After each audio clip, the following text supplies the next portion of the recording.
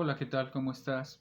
Bienvenido nuevamente a tu canal. Dios te bendiga. Gracias por estar una vez más aquí. En esta ocasión te traigo un estudio muy grande en muchos sentidos, muy importante para mí.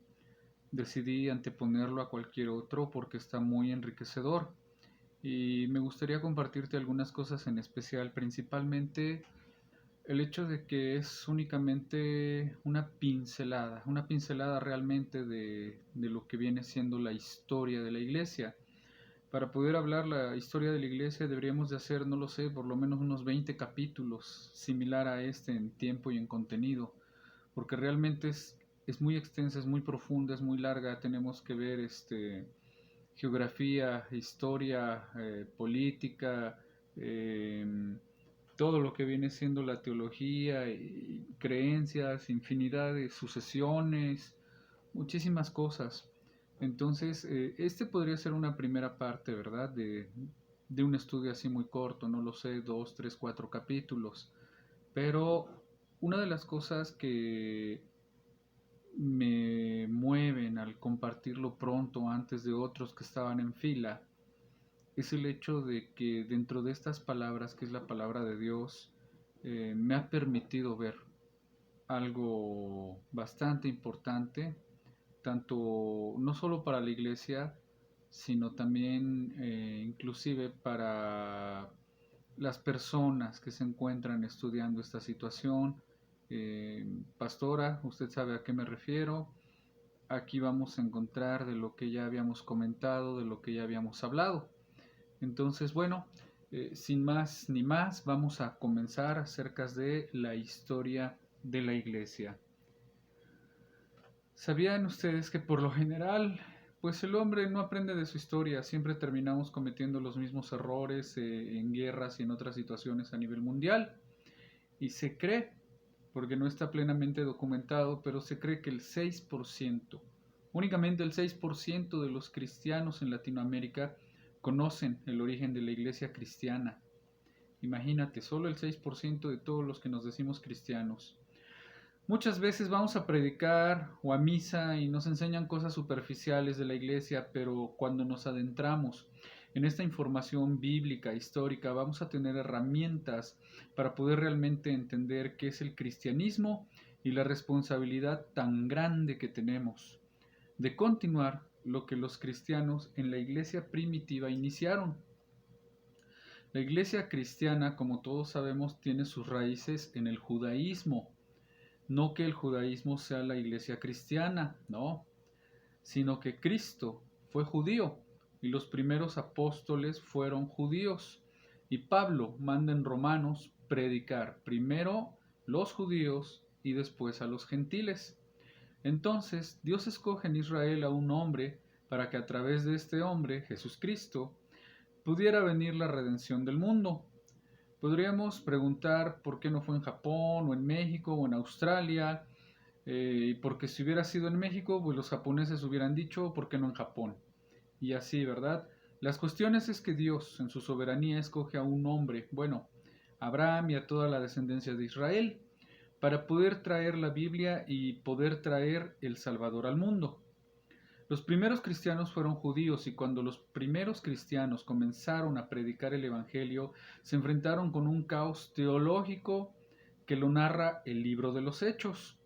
El libro de los Hechos no es un libro doctrinal, es un libro histórico que narra la transición del judaísmo al cristianismo. Entonces, cuando los judíos cristianos de la iglesia primitiva se enfrentaron que Israel no era ya la nación que Dios había escogido para propagar las buenas nuevas, sino que ahora eran los gentiles, hubo un problema teológico gravísimo que tuvieron que convocar concilio los apóstoles para determinar qué cosas del Antiguo Testamento podían seguir vigentes y qué cosas quedaban anuladas. La iglesia primitiva tuvo su inicio en Pentecostés, capítulo 2 de los Hechos.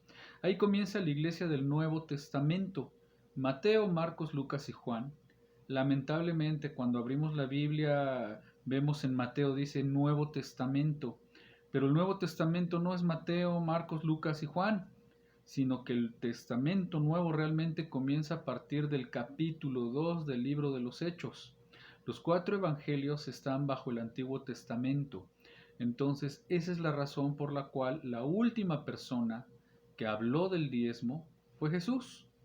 Pero jamás, repito, jamás se vuelve a mencionar el diezmo. Es un ejemplo en el Nuevo Testamento. ¿Por qué? Porque bajo el Antiguo Testamento era indefectiblemente diezmar a Dios, era obligación. Pero cuando venimos al Nuevo Testamento quedamos bajo la ley de la libertad y del Espíritu en Cristo Jesús. Romanos 8, 2 y 3. Entonces ahora ya no damos por fuerza, ya no es obligatorio. Primera de Corintios 16 del 1 al 2. Ahora cada quien dé como propuso en su corazón. Cada vez aparte en el primer día de la semana, ya no es el sábado. Ahora tenemos el domingo porque el domingo vino el Espíritu Santo y el domingo resucitó Jesucristo y es el primer domingo, el día de la semana, cuando adoramos. Recordemos que ahora para nosotros los cristianos, ¿verdad? Todos los días para nosotros son santos. Hemos entrado al descanso, al Shabbat en Cristo Jesús. Vengan a mí los que estén cansados y en mí descansarán. Hebreos 4. Todos estos cambios radicales que hubo es importante comprenderlos para no regresarnos a la ley. Todo Gálatas fue escrito para combatir a los legalistas. Ya sabes, si pones árbol de Navidad no le va a agradar a Dios, o si te haces un tatuaje no le va a agradar a Dios. Y las mujeres, qué tipo de pantalón tienen que ser, el pelo cómo debe de ser, muy cortito o largo, y como estamos en un mundo de corintios, así como la iglesia de Corinto, que eran bebés en Cristo y que según seguían creyendo que la vida cristiana se hace a través de lo que haces o de lo que aparentas o cómo te vistes. Y aunque es importante vestirse bien, etcétera, etcétera, lo más importante es que Dios no mira la etiqueta, no mira el envase, ve el corazón. Imagina que Dios nos juzgara así, ¿no? De que una estrellita para el que no puso árbol y un tache para el que puso árbol. Realmente, ¿no? ¿Qué tipo de Dios tan caricaturesco estamos imaginando? Cuando Dios se asoma a vernos a nosotros en el reino de Dios consiste en gozo y paz en el Espíritu Santo. ¿De qué te sirve no poner árbol y estás corrompido, amargado por dentro?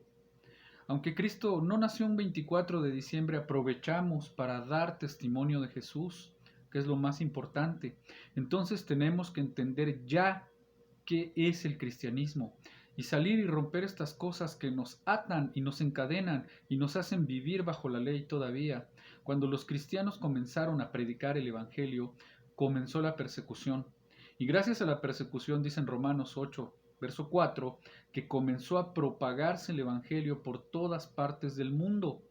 Los cristianos fueron llamados por primera vez así en Hechos 11:26 en Antioquía, cristianos.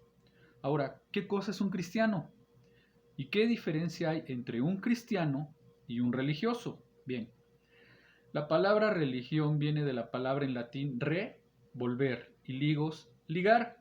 Entonces, una persona religiosa es una persona que está retratando, volviendo otra vez a ligarse con una deidad y volviendo, o con una fuerza invisible o con el poder, porque siente una conciencia culpable y porque traemos la eternidad en el corazón. Y esa es una religiosidad. Y todas las religiones, sin ninguna excepción, enseñan dos factores comunes denominadores. Todas las religiones, la que quieras, de ejemplo, predican la salvación por las obras y por los sacrificios. Tienes que hacer algo para que Dios te acepte. Tienes que portarte bien para que no te vayas al infierno. Y venimos al cristianismo. Y contiene un mensaje que no es humano y se llama Evangelio. Las nuevas noticias. ¿Y cuáles son las nuevas noticias? Que Dios le dice al mundo, no tienen que hacer ustedes nada. Eres homosexual, lesbiana, borracho, drogadicto, prostituta, has abortado repetidas veces, no me importa, dice Dios. ¿Cuántos pecados? Escuchen todos. ¿Cuántos pecados tienen ustedes? Vengan a la cruz. El Evangelio no es que tú sabes, primero tengo que dejar el homosexualismo, si no, Dios no me aceptará, o pues primero voy a tener que dejar a mi amante, o voy a tener primero que perdonar para que me acepte Dios, y siempre estamos poniendo condiciones para que Dios nos acepte. Y el mensaje es muy claro, ven cómo estás, con la única condición que te arrepientas de tus pecados. Recuerda que si confesamos nuestros pecados, Él es fiel y justo para perdonar nuestros pecados y limpiarnos de toda maldad. Así que pide perdón y misericordia, una metanoia verdadera. Y en ese momento Él nos da el poder para poder cambiar. Si pudiéramos cambiar por nosotros mismos, ¿para qué la cruz? ¿Para qué murió Cristo? Sería el desperdicio más grande de la historia. Nos hubiera dicho Dios, pues pórtense bien, todas las religiones vienen a mí y hagan lo mejor posible y nos vemos en el cielo. Así de simple. Pero el mensaje de Dios es, sin derramamiento de sangre no hay perdón de pecados. Es a través de la cruz que Él escogió que tú y yo pudiéramos ser reconciliados. Bien, la palabra cristiano se forma de dos palabras, Christos, ungido, anos en el griego, pequeño, que es un cristiano, un ungido pequeño. No es la persona que es evangélico, o que es católico, o que es mormón, o que es bautista, o que es presbítero. Es una persona que tiene la unción del Espíritu Santo. Eso es un cristiano. ¿Que hay católicos cristianos? Sí los hay, pero tarde o temprano Dios los saca de la iglesia. ¿Hay cristianos mormones? Sí los hay. Las tres soles, estúdialas para que comprendas esto que ahora te digo, la justificación por la fe. Principalmente si estás iniciando en este tema de la religión, te invito a que los cheques. Pero con una idea muy distorsionada de los evangelios y realmente de lo que Dios pide y cómo obró y obra en nuestras vidas para ser salvos. La justificación de Dios no se puede hacer a un lado por medio de la fe. Romanos 3. Hay quienes no creen que Cristo sea Dios y que puedes tener todas las esposas que quieras. Entonces nos damos cuenta de cómo hay cantidad de personas y al mismo tiempo cantidad de evangélicos que se van a ir al infierno. Van a haber miles de evangélicos que se van a ir al infierno porque las iglesias evangélicas están llenas casi en la mayor parte del mundo de personas que se dicen cristianas, que nunca se han arrepentido, que nunca ha habido un cambio ni una transformación en sus vidas y se siguen llamando cristianos y no lo son. Y si Dios aún no ha revolucionado tu vida y tu esposa, esposo no te dicen que has cambiado, tus hijos no te dicen que has cambiado, tus conocidos, tus compañeros en el trabajo y la gente alrededor que te conocía no han visto un cambio en tu vida, es mentira tu cristianismo. Eres un religioso nada más, que nada más llenas la silla cada 8 días y alabaré, alabaré, alabaré, santo, santo, santo, pero sales de ahí portándote como un hijo del anticristo. La iglesia nace en Pentecostés, cuando el Espíritu Santo nos funde, nos amalgama en lo que se llama el bautismo con el Espíritu Santo. La iglesia local es la iglesia que tenemos ahorita, actualmente, y la forman las personas que se reúnen en un lugar determinado. Repito, la iglesia la forman las personas.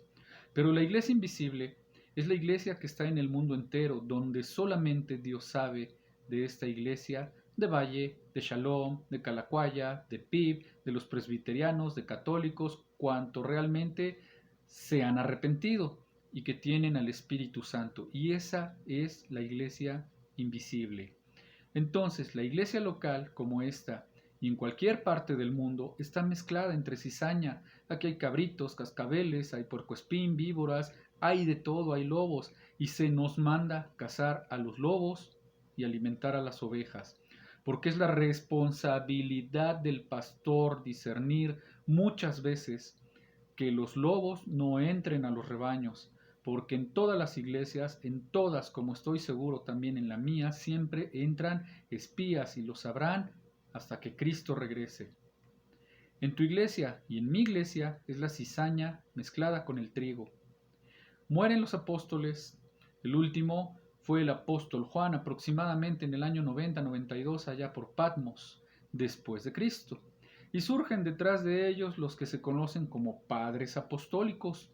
En los primeros 2 o 3 siglos de la historia del cristianismo vinieron los padres apostólicos, los apologistas o antimicenos, que defendieron la fe y se mantuvieron firmes en las doctrinas básicas del Nuevo Testamento. Después entraron los polemistas o nicenos en el año 225 después de Cristo, que defendieron las herejías, el arrianismo y tantas cosas que comenzaban a atacar la deidad de Jesucristo, que Cristo no podía ser Dios y ser humano, etcétera, etcétera. Y finalmente vinieron los teólogos científicos, después del año 225 hasta el año 460. Y estos teólogos científicos eran cristianos que estudiaban teología para aplicar la teología a las modalidades científicas y filosóficas del pensamiento de esos tiempos. Y esto nos da una relación tremenda. Todo, nosotros, los cristianos, líderes, ministros y más aún pastores, debemos de tener conocimientos básicos de física, de química, de genética, de arqueología, de geografía, por lo menos tratar de hablar otro idioma, y no me refiero a hablar en lenguas. Tener una preparación más o menos integral para poder presentar defensa. ¿Por qué?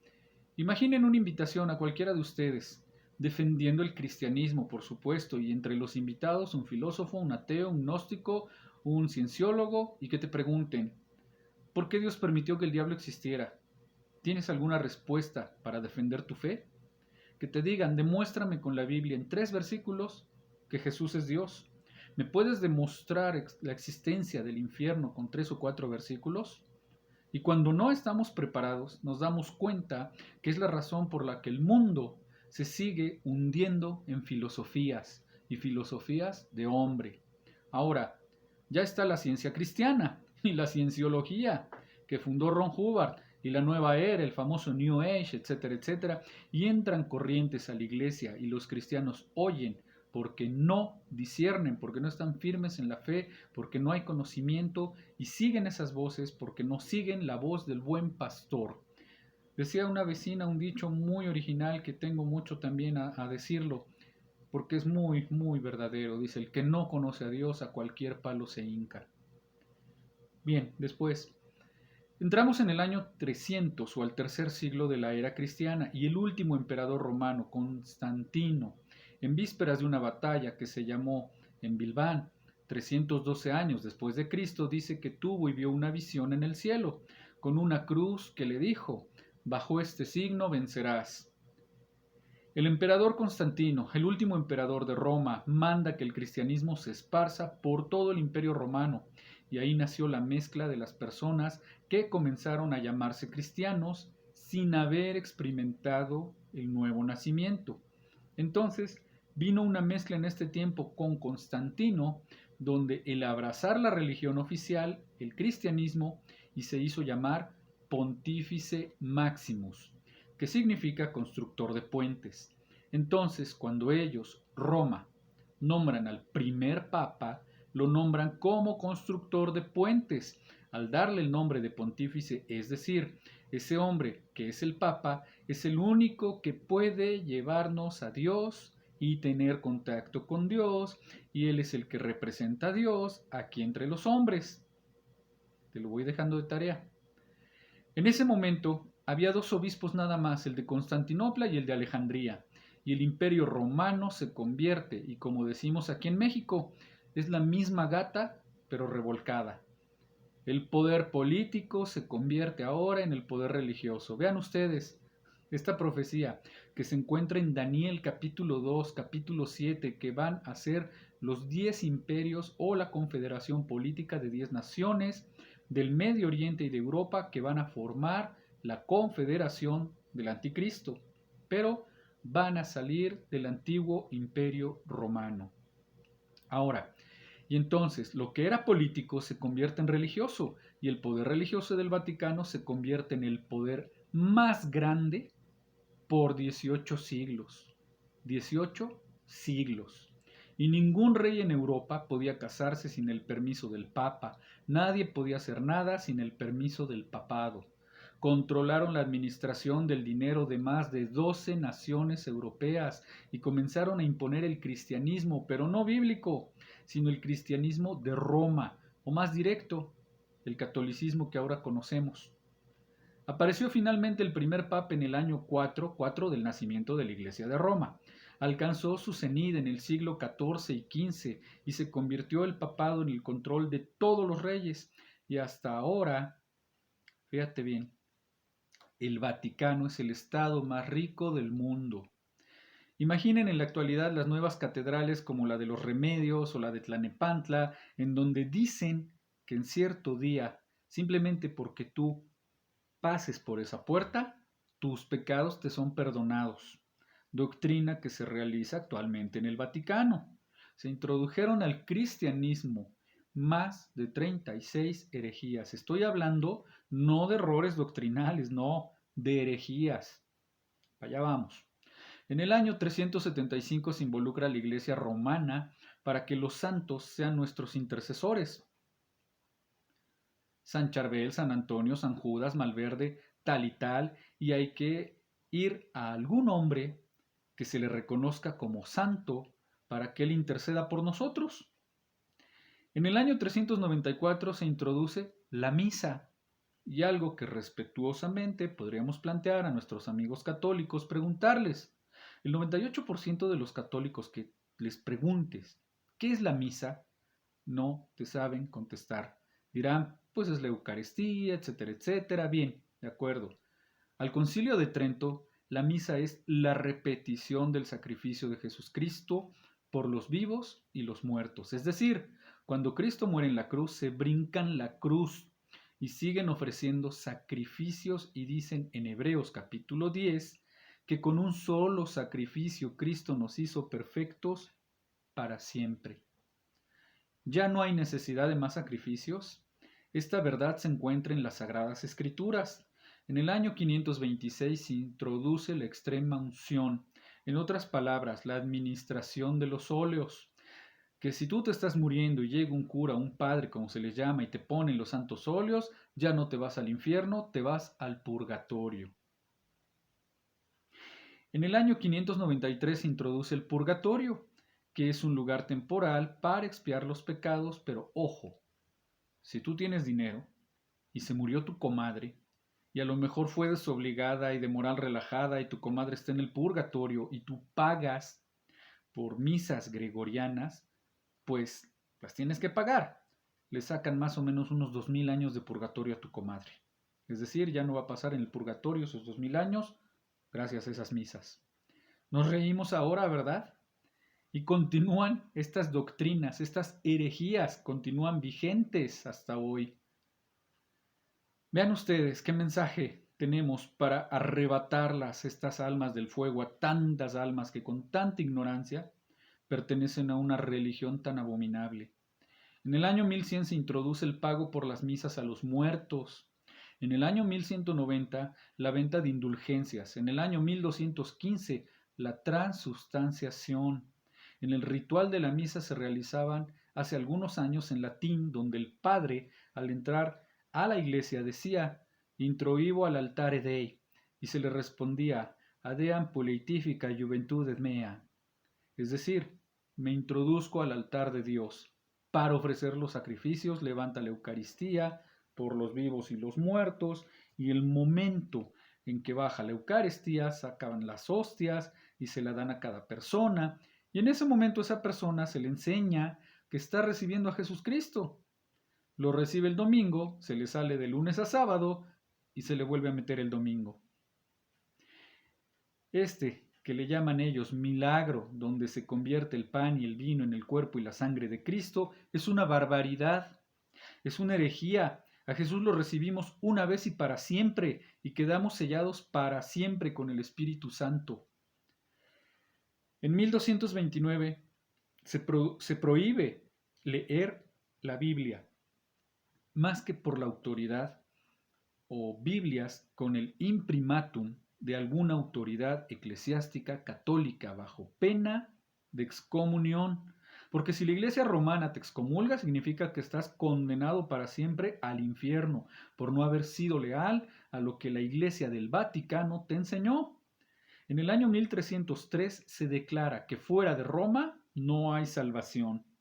Así que si tú, hermano, eres mormón, eres testigo, eres bautista, eres evangélico, presbítero, lo que seas, Roma dice que no te salvas. Fuera del Vaticano no hay salvación. En 1546 se agregan a la Biblia libros apócrifos que significan de origen desconocido. Entonces, si tú comparas una Biblia católica y le quieres testificar a algún católico, no hay ningún problema. ¿Por qué? Porque tienen Timoteo, tienen Juan, etcétera, etcétera. Suficiente luz para mostrarles el camino a Cristo, pero tienen agregados Tobías, Sabidurías, Primera y Segunda de Macabías, que son históricos, etcétera, etcétera, que no están considerados. Fíjate bien, cuando se cierra el canon de las Sagradas Escrituras en el primer siglo de la época cristiana. Por eso es que mi Biblia tiene 66. Ah, no, pues la mía tiene 72. Así. En 1634 se promulga el proceso de la canonización, o sea, solo el Papa puede decir quién es y quién no es santo. Y hablamos qué significa ser santo. En otras palabras, se muere Santa Gata de Atocha y entonces después de que muerta Santa Gata o cualquier personaje, bueno, se investiga si han hecho milagros y si hay un milagro que se pueda confirmar, entonces la Iglesia Católica declara que esa persona se le canoniza, o sea, se le beatifica, se le nombra santo y forma parte de los santos de la Iglesia, pero de Roma. Si tú lees todas las cartas del Nuevo Testamento, Filipenses, Gálatas, Colosenses, Primera de Timoteo, etc., todas comienzan a los santos de Filipos, a los santos de Corinto, a los santos de Éfeso. En la Biblia ya se nos llamaba, y está en la Biblia católica también, se nos llama santos en vida, porque la palabra santos viene del hebreo kadosh y agios en el griego, que significa separado. No significa que seamos buenos, sino apartados para Dios. La mayoría de personas creen que la palabra santos es que seamos muy buenos, y no lo somos. Somos pecadores, perdonados nada más, pero somos apartados para el servicio de Dios. Es lo que significa la palabra santo. Qué tremendo que la Iglesia romana dictamine quién es santo y quién no es santo. En 1860 se declara que el Papa cuando habla es infalible. Esto significa que el Papa no comete errores en sus encíclicas y que cuando él habla es Dios hablando a través de él. Qué hermoso, ¿verdad? Y sin embargo el Papa, que viene después del otro Papa, dice lo contrario a lo que el antiguo Papa dijo. Y la pregunta es, ¿quién de los papas decía la verdad? Qué increíble, ¿no creen? Bueno, seguimos una línea de lógica y ahora que ya sabemos por qué estudiamos y leemos, decimos, ¿cómo es posible que yo haya llegado a creer esto? Y así es como crecimos casi en toda Latinoamérica. Y con mis santos no te metas, y con mi religión no te metas, y yo soy así porque mis padres son así, punto. Ya te sabes esa frase que dice que mi pueblo perecerá por ignorancia, pero también hay unas muy buenas que dicen la verdad os hará libres, o escudriñad las escrituras. En fin, delante de Dios no hay justificación cuando estemos delante de Él. Acuérdate que una vez que dejamos esta envoltura, la misericordia de Dios termina. ¿Y qué le vas a decir? Esto es personal. En 1965 se declara María la madre de la Iglesia y la madre de Dios. Es que si Jesús es Dios, pues María es su madre. ¿Sabes una cosa? María es madre del Hijo de Dios, ¿sí? De la humanidad de Jesucristo. Jesucristo era 100% humano y 100% divino. Entonces, María alberga en su vientre donde creció Jesucristo. Pero Dios no puede tener mamá, porque María entonces sería una diosa, por pura lógica. Y hay más, pero no vamos a entrar en este tema. Esto en filosofía sería completamente insostenible. ¿Cómo que una mujer puede ser la mamá de Dios? En el año 2000, Juan Pablo II, tu ídolo, declara a María redentora junto con Cristo. Ahora yo te pregunto, hermano, hermana cristiana, ¿quién es nuestro abogado en el cielo? ¿Quién es el camino, la verdad y la vida? ¿Quién lleva a Dios? Dice un dicho mundano, lo que Dios no quiere, santos no pueden. Entonces, imagínate. Ahora, ante esta serie de herejías barbáricas, no podemos más que recordar Marcos 7 del 6 al 8, donde Jesucristo les dijo, ustedes invalidan la palabra de Dios con sus tradiciones. Todas estas cosas que les acabo de mencionar no están en la Biblia. De todo lo que ahorita les relato, estoy hablando de las herejías que fueron introducidas. El purgatorio no está en la Biblia. El limbo, por ejemplo, que si un niño se muere sin ser bautizado, se va al limbo. ¿Dónde está el limbo? En la Biblia. Entonces, todas estas cosas se llaman herejías, porque son doctrinas de hombres, no de Dios. Y cuando venimos a la Biblia y nos damos cuenta que hemos sido engañados y por flojera de no leer, de no investigar, recuerda dos cosas importantísimas de la palabra de Dios. Mi pueblo perecerá por ignorancia, perdón por repetirlo, pero es importante, y la verdad de Dios os hará libres, y como un plus escudriña las escrituras. Después de todas estas cosas, viene la Inquisición. Todas las personas que no se sometan a estos dictámenes y mandamientos y lean la Biblia sin permiso, son muertos inmediatamente. El Papa Inocencio III en el año 1198 después de Cristo ordena el exterminio de los que lean la Biblia sin permiso del Vaticano. Comienza Roma con este mandamiento, comienzan a confiscar los bienes materiales de los que leían la Biblia y pasaban a ser propiedades del Vaticano. Francia, España, Italia, Alemania y los Países Bajos sufrieron el horror de estos crímenes realizados en el nombre de Dios. Ahora, que el 11-11, acuérdate Estados Unidos, las Torres Gemelas, de nuestro siglo, los 19 musulmanes radicales mataron a más de 3,000 personas y otro avión más contra el Pentágono. ¿Saben ustedes lo que los ateos utilizan como argumentos? Dicen que la religión hace más daño que el ateísmo, que Stalin, que Marx, que Hitler, que Hussein, etcétera, etcétera. Miren, nada más lo que es la religión. 19 locos que en el nombre de Alá se van y matan a la gente. Y tienen toda la razón. Eso es la religión, no el cristianismo. Y estamos de acuerdo en que la religión es el opio de los pueblos, porque la religión nos salva. Eso hay que entenderlo. Para eso vino Jesús. Yo soy el camino, dijo Jesús, yo soy la verdad, yo soy la vida. Entonces vean lo que los mismos ateos usan esgrimiendo para atacarnos a nosotros, diciendo que la religión es lo peor. ¿Y la Inquisición qué? Mandaron matar judíos y mandaron matar homosexuales y de raza negra y gitanos porque no se sujetaban al Vaticano. Eso es lo que hace la religión. Es el cáncer de los pueblos, por sarcástico que parezca. Amén. Tienen la razón. Eso hacen las religiones cuando el hombre mete sus manos y su pensamiento en la palabra de Dios. La Biblia se interpreta sola y el Espíritu es uno y no tiene comunión la luz con la oscuridad. Porque los cristianos no compartimos una religión antes de debatir con alguien. Ambas partes debemos conocer lo que la Biblia dice y comprender la diferencia entre la religión y el cristianismo. Habría más prudencia al hablar.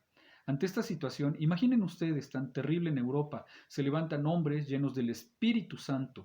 Dios siempre ha tenido testimonios. Petrarca, 1304, siglo XII y XIII, gran caudillo del Renacimiento, se para frente del Vaticano y les grita a los papas, cueva de ladrones, hijos del diablo.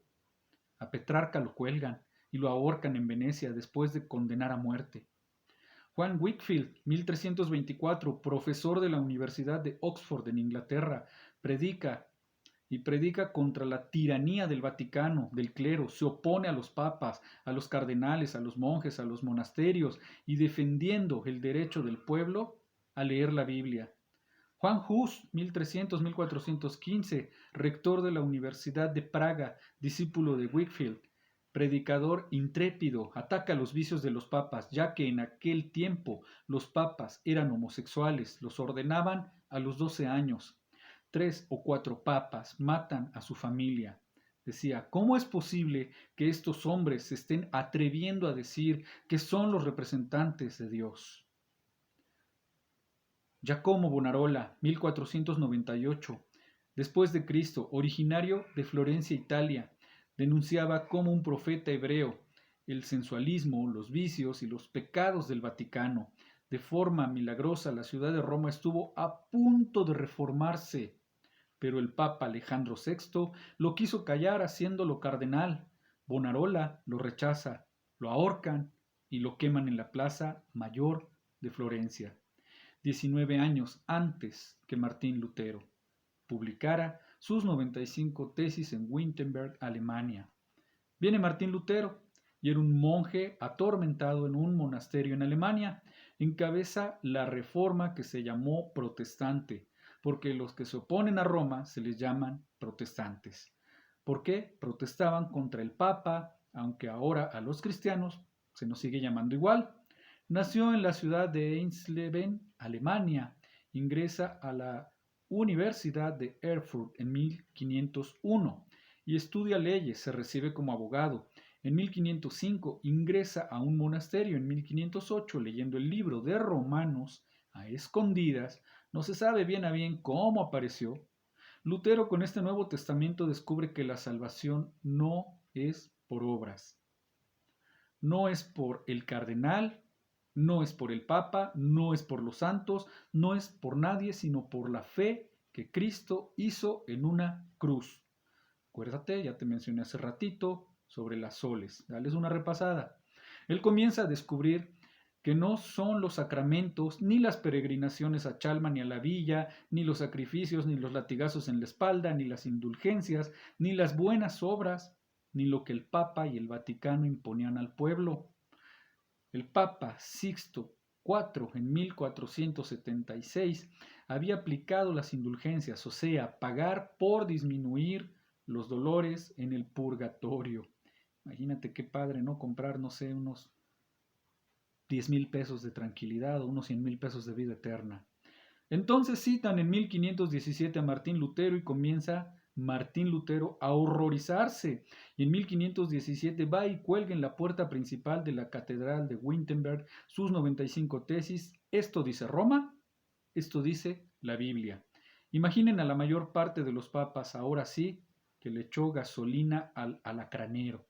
Y en 1520 el Papa León X lo excomulga y le ordena que, bajo pena de muerte, se retracte en 60 días.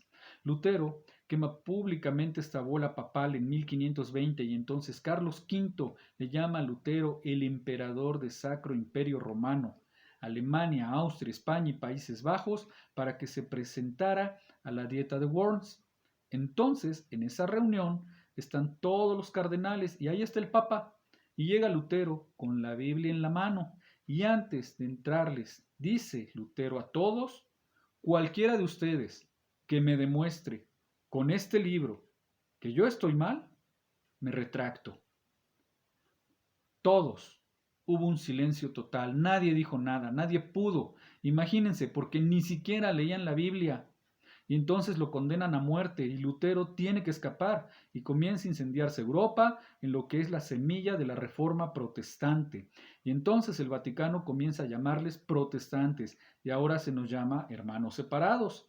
Y después de todo esto, el cristianismo con la reforma protestante que se levanta y las estadísticas comienzan a subir, 3 siglos de cristianismo los echan al Coliseo, los queman a los cristianos, hacen antorchas vivas con ellos, los entierran en su orín, en su excremento, los pegan con muertos y con perros muertos para que ahí se mueran y enterrarlos vivos.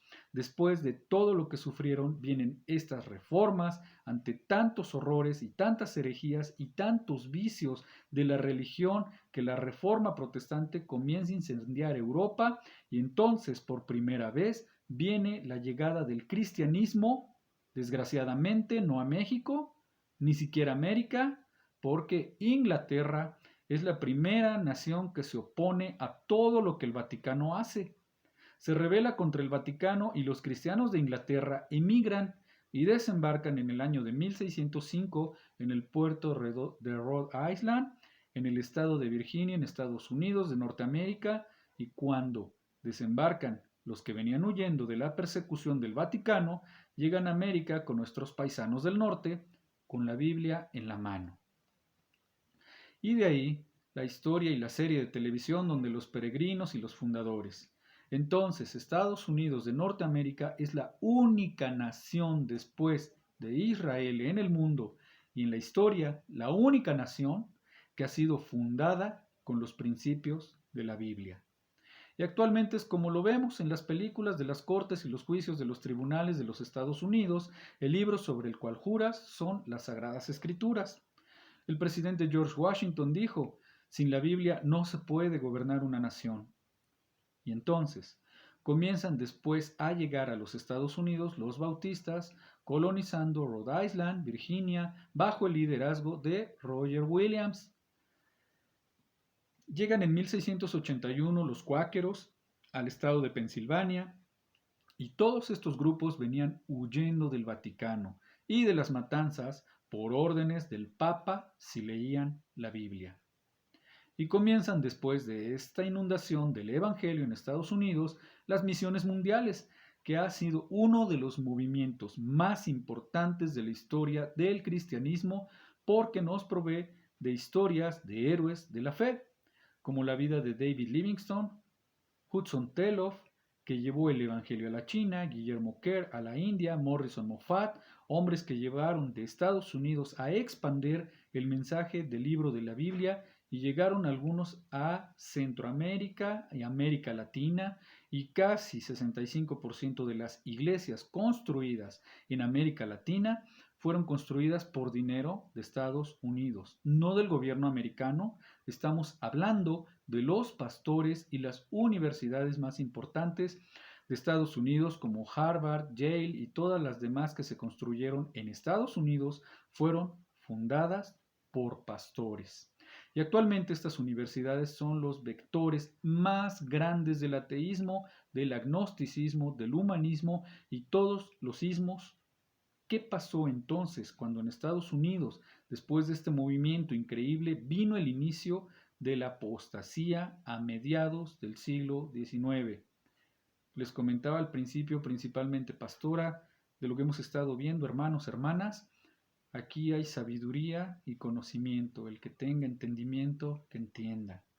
Casi en el siglo XIX, todas las organizaciones cristianas contaban con una rama en Estados Unidos de Norteamérica y de las cuales era la mayoría fundamentada en la sana doctrina.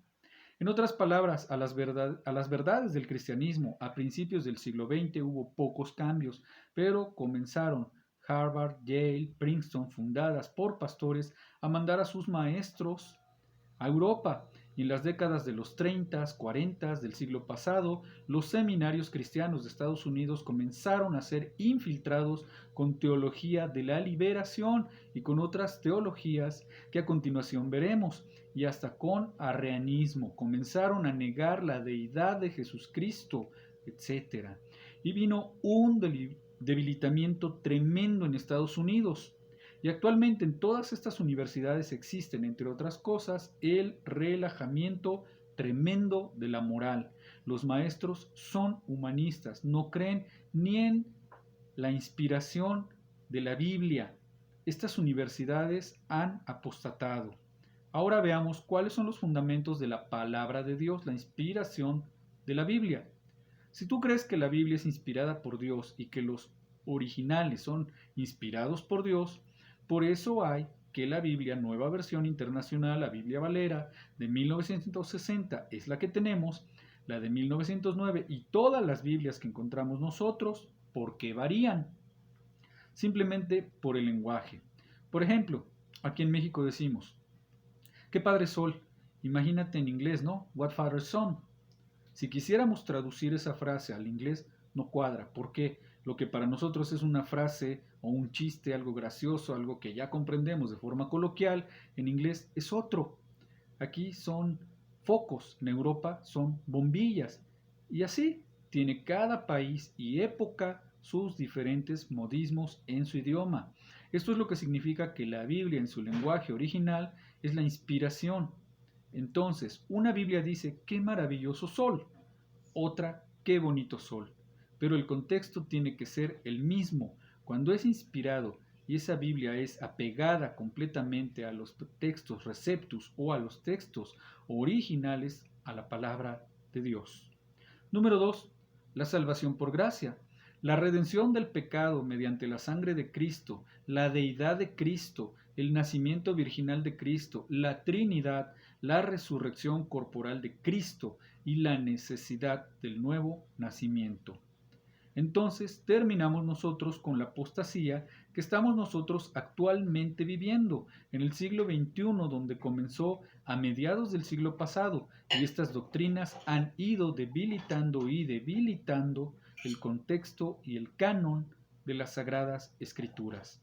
La teología de la liberación de 1960-1970, la filosofía socialista y la apostasía teológica se mezclaron en los 60 cuando comenzó a enseñarse que el cristianismo debería convertirse en la justicia social, en un evangelio social. En otras palabras, las enseñanzas de Roma de que el problema es la pobreza y que para ser espiritual se necesita recluirse y dormir en cama de piedra o meter en un lugar y aislarse del mundo, eso fue lo que hizo que la gente creyera que eso es lo espiritual.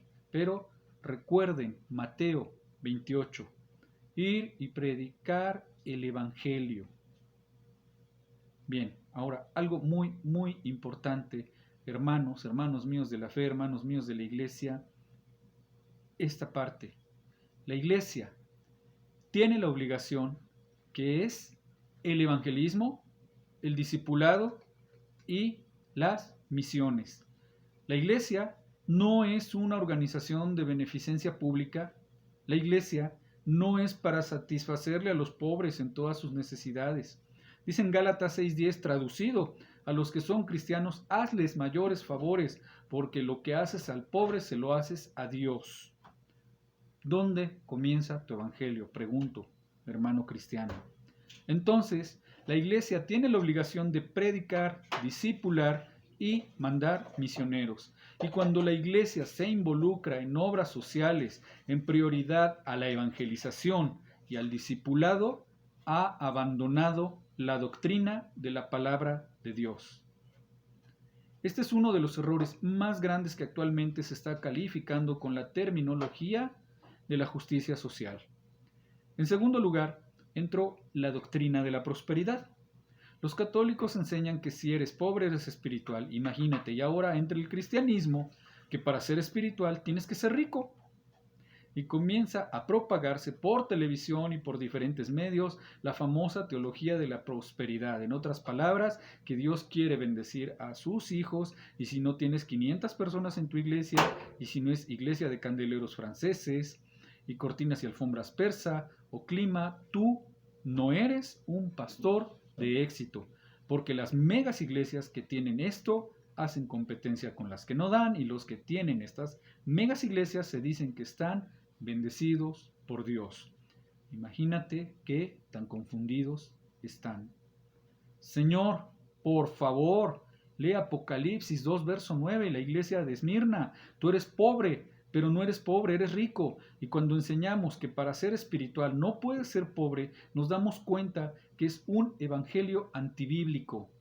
Nunca seamos honestos, acabaremos con la pobreza o con las injusticias sociales, ni con las guerras, hasta que Cristo regrese.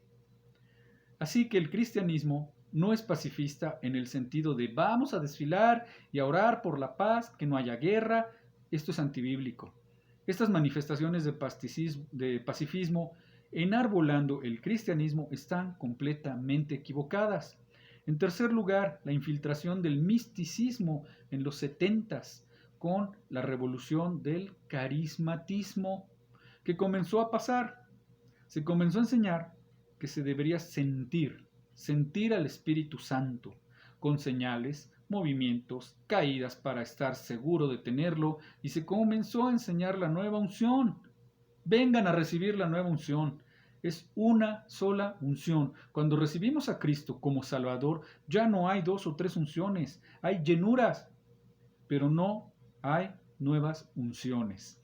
Y se comenzó a enseñar que es mejor no hablar de doctrina, ni tampoco se necesita teología, porque las doctrinas dividen. Y se comenzó, ¿te suena? Y se comenzó a enseñar al pueblo que deberíamos empezar a buscar experiencias místicas. En algún momento de mi vida fui invitado a ver una nueva religión que cobraba muchos adeptos. Esto en algún estudio lo compartí anteriormente. En su momento y por respeto no reí, pero al estar frente al pastor y está, imagínate, al levantar una cruz, si no caías desmayado, los ayudantes que estaban a su lado, supuestos videntes, comenzaban a decir que estabas poseído y que tenías dentro al diablo. Bueno, vemos que tan grande es el arraigo de las mentiras, manipulaciones, creencias y sobre todo ignorancia. Lenguas, risa santa, vómito santo, llovizna de polvo de oro, bautismos con mangueras santos o bautistorios santos, ladridos y rugidos santos, trapos ungidos. Es increíble y la gente lo sigue creyendo y finalmente cobrar por predicar. Ah, y el ecumenismo. Desde 1985 a 90 comenzaron los predicadores a imponer un salario para predicar. La bendición no viene del diezmo como muchos creen. La bendición viene de arriba, viene de papá. Sugerencia: si una persona te cobra por predicar, nunca lo vuelvas a invitar a tu iglesia. Y el ecumenismo es lo que el Papa Francisco quiere ahorita, a todas las iglesias del mundo bajo el mismo paraguas del Vaticano. Y miles de pastores están yendo al Vaticano, aunque no lo creas, a hincarse delante del Papa. Pastores evangélicos reconociendo a Francisco como un líder espiritual. Y tú y yo sabemos quién es, lo cual no podemos nosotros aceptar. Tenemos que luchar ardientemente una vez por todas por la fe que Dios nos ha dado. Bendito, alabado y glorificado seas, mi Señor. Gracias. Esto que nos has hecho comprender, que has tocado mentes, que has tocado corazones, Señor, que nos has mostrado un poco de la historia que tu iglesia ha tenido que cursar, Padre, para poder entender, Señor, que el camino del justo es como la luz de la aurora, que va creciendo y saliendo hasta que llega hasta arriba el sol. Es como vamos comprendiendo y entendiendo tu bendita palabra, como tu Santo Espíritu ha querido, Padre. En este día te damos las gracias, Señor, y quedamos pendientes si alguno de mis hermanos más quiere pedir, sugerir, aportar algo, con todo gusto. Esto solo ha sido una pequeña, muy pequeña introducción a lo que es la historia de la iglesia. Te agradezco mucho tu tiempo, te agradezco mucho de verdad que estés aquí en este canal, que Dios te bendiga, que te guarde y recuerda, para Dios no hay imposibles, Dios obra en los corazones, Dios es el que los cambia y si pones tu vida en sus manos, vas a ver su mano poderosa y su misericordia. Que Dios te bendiga, hasta la próxima. Gracias.